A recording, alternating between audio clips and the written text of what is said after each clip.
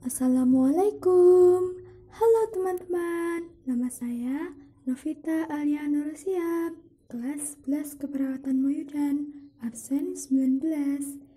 Di video kali ini, saya akan menjelaskan tentang acara TV TVRI pada pukul 2 sampai pukul 2:30 tadi.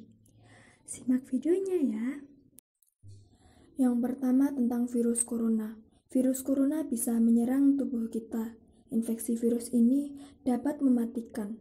Ketika virus corona masuk ke tubuh lewat percikan batuk atau bersin orang yang terkena positif corona, baik secara langsung atau waktu yang akan menghitung setelah kena percikannya, dan kita tidak mencuci tangan setelah itu. Virus ini akan menempel pada paru-paru. Begitu menempel, perlahan demi perlahan virus itu akan masuk ke dalam sel kita. Jika berhasil masuk, di fase inilah tubuh virus corona akan membuka dan terbebas. Virus ini akan menipu sel tubuh kita. Sel yang sudah terinfeksi dan kena virus ini akan menyebar ke seluruh tubuh. Awalnya mungkin kita cuma kemasukan virus corona yang jumlahnya sedikit, tetapi dalam hitungan hari, udah akan ada jutaan bahkan miliaran virus corona baru membuat paru-paru terpenuhi oleh mereka.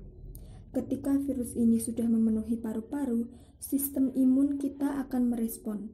Virus corona jadi penipu yang bisa mengakalin imun kita.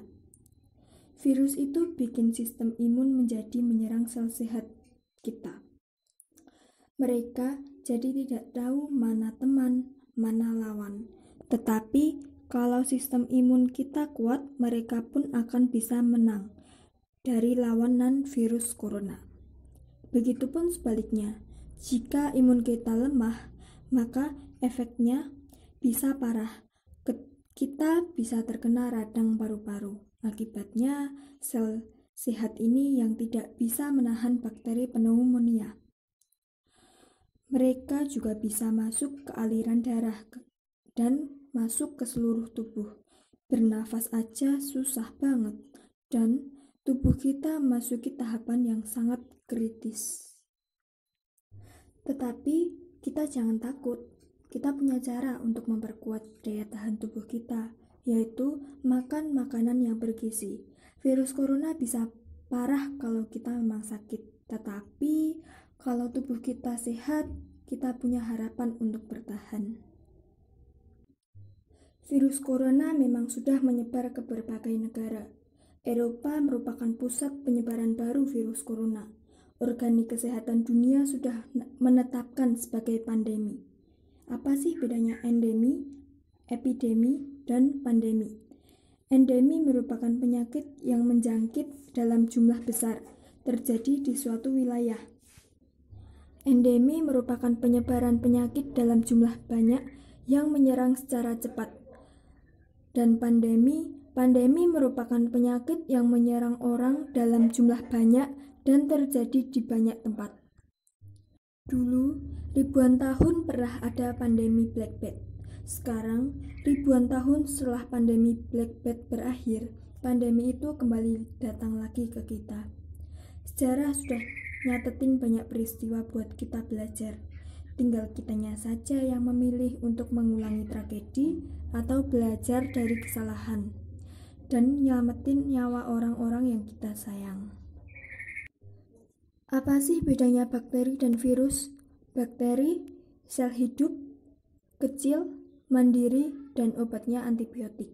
Sedangkan virus, benda biologis yang tidak bisa dibilang hidup, sangat kecil, perlu inang, dan obatnya vaksin. Bakteri dan virus memang mematikan, tetapi jangan menyerah begitu saja. Semua ada cara lawannya. Misal, pakai antibiotik, pakai vaksin, pakai sabun, atau dengan jaga jarak. Pilihannya balik ke kita sendiri. Yang terakhir, tentang ilmu kesehatan. Ilmu kesehatan merupakan sebuah ilmu yang mempelajari bagaimana tubuh yang rusak dapat berfungsi lagi. Muncul tokoh pertama yaitu bapak kedokteran modern ialah Ibnu Sina. Ibnu Sina telah menanam akar yang kuat untuk kesehatan.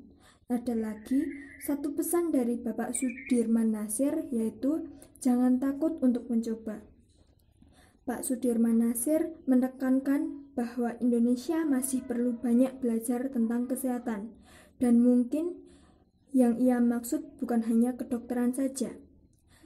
Jangan pernah menganggap ilmu kesehatan itu hanya kedokteran saja. Ilmu kesehatan itu terlalu luas. Kedokteran hanya salah satu unsurnya saja. Sekian dari saya. Bila ada kurang lebihnya mohon maaf. Wassalamualaikum warahmatullahi wabarakatuh.